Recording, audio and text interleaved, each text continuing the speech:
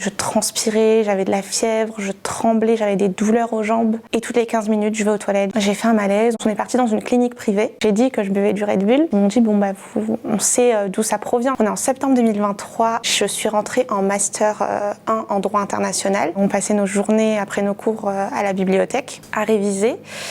Et la seule chose qui nous tenait un peu éveillés, ou on pensait que ça nous tenait un peu éveillés et concentrés, c'était le Red Bull. J'ai commencé à en boire un ou à la rigueur 2 par jour, mais vraiment grand maximum. Et petit à petit, j'augmentais les canettes. Quand j'allais au restaurant, je prenais du Red Bull. J'étais à la fac, je prenais du Red Bull. Si je m'arrêtais à une épicerie, je rentrais, je prenais mes Red Bull. Genre, c'était tout le temps.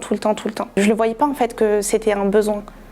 J'en prenais tous les jours et je faisais pas attention. Au mois de mai, j'ai commencé à avoir des douleurs en bas du ventre. J'étais chez moi, ça a commencé du jour au lendemain. Vraiment, c'était pas petit à petit. Je suis allée aux toilettes et j'ai ressenti vraiment de fortes douleurs. Clairement, je saignais et tout. Je me suis dit mais c'est pas possible et vraiment j'en pleurais. Ça me fait peur, mais je me suis dit ça va passer.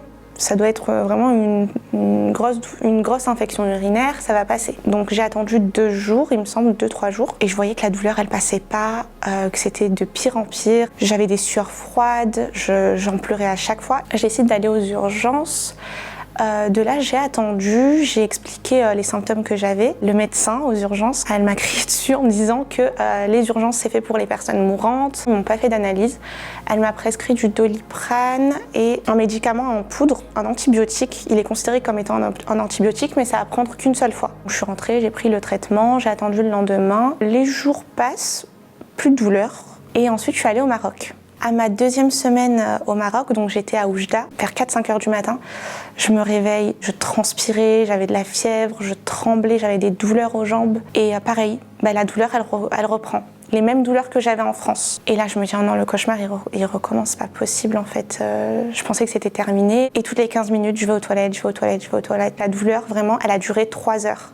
3 heures, je me suis dit je vais pas réveiller ma cousine, la douleur elle va passer et tout. J'attendais, rien à faire, il n'y a rien qui passe. Et vers 8 heures du matin, je réveille ma cousine, elle voit que j'ai de la fièvre, je transpirais, j'avais des sueurs froides. J'ai fait un malaise, on a essayé de me réveiller, j'étais vraiment pas bien. On est parti dans une clinique privée à Oujda. De là, on m'a pris en charge directement. Ils m'ont fait une prise de sang, ils m'ont pris la tension, ils m'ont perfusé, ils m'ont fait des analyses d'urine. Ils ont appelé l'urologue pour me faire une échographie au niveau de mes reins. Je leur ai expliqué qu'en France, ça m'était déjà arrivé et qu'on m'avait pas fait d'analyse, on m'avait juste prescrit un médicament et sans plus, et du Doliprane. Même l'urologue et les médecins là-bas, ils m'ont dit mais c'est pas normal en fait qu'on vous fasse pas plus d'analyse. On m'a posé des questions donc sur ce que je consommais. Donc j'ai dit que je buvais du Red Bull et c'est là qu'en fait ils m'ont dit on sait d'où ça provient quoi. Le Red Bull c'est dangereux pour la santé. L'urologue avait vérifié en faisant une échographie les 2 côtés.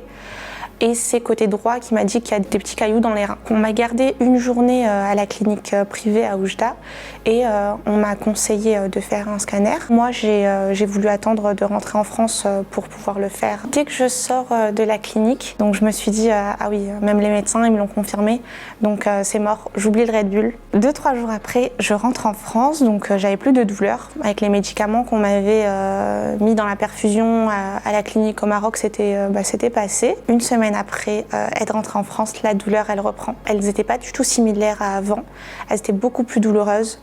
J'avais l'impression de partir. Ça faisait déjà 1 mois que ça venait, que ça partait, que ça venait, que ça partait. Psychologiquement, j'en pouvais plus. Il faut savoir que j'ai perdu 6 kilos. Ça me coupait l'appétit. Je me dis mais non, c'est pas possible. J'ai vraiment pas de chance. En plus, ça tombe pendant ma session de rattrapage de mes examens. Et je sais que ça me met dans un état pas possible. Donc je me suis dit, c'est pas possible, ça arrive vraiment au mauvais moment. Je me suis forcée à passer mes examens parce que sinon j'allais être défaillante. Donc je me suis dit, écoute Radja, tu passes tes examens, tu te forces, même si ça va pas, même si tu les rates, c'est pas grave. De toute façon, en études supérieures, on compte plus les années. S'il faut redoubler, je redoublerai, c'est pas grave. Donc je passe mes rattrapages comme ça, mais dans un sale état. Même les professeurs, donc ils me voyaient dans cet état, ils me disaient mais Radja, t'es sûre que ça va? Je disais non, mais je veux vraiment terminer mes rattrapages pour ensuite aller à l'hôpital et faire les examens nécessaires.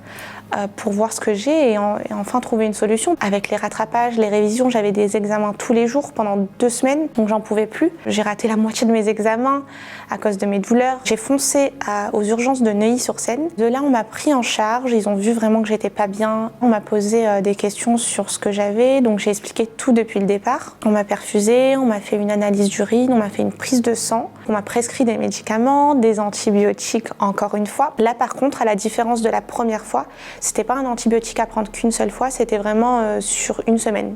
On m'explique que voilà, c'est des cailloux dans les reins, qu'il faudra suivre les antibiotiques qu'ils vont me prescrire et que si ça s'empire, malheureusement, il faudra opérer. J'étais mitigée, j'étais un peu perdue. Même la fatigue, elle jouait beaucoup.